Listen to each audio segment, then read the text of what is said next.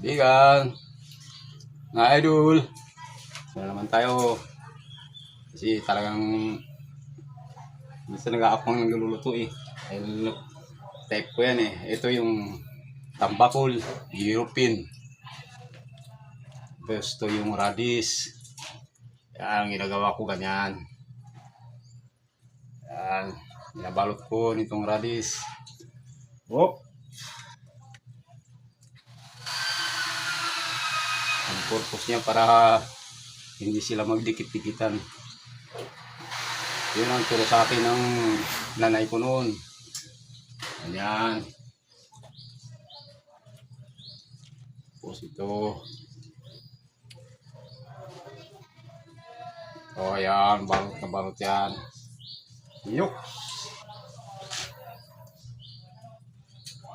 Yan.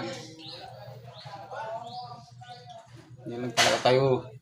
Kailangan matuto tayo magluto.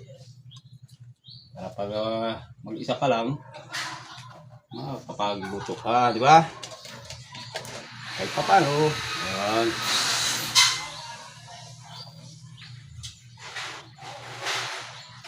Kahit pa paano, matututo ka kung paano magluto. Titimpla mo yung sarili mo. Panlasa. Ayan. Oops. Last na lang.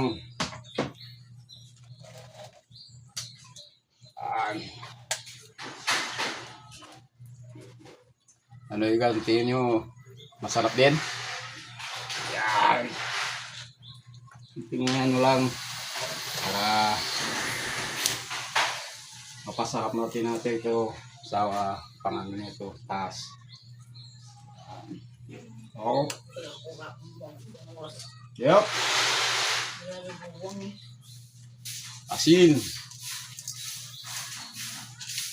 Yan. Tapos suka.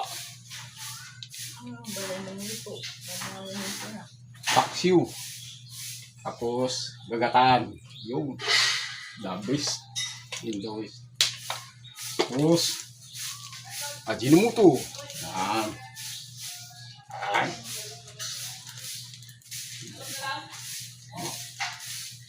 Malalasahan natin ang lasa. Oh, paminta. Yan. Kan, umikit.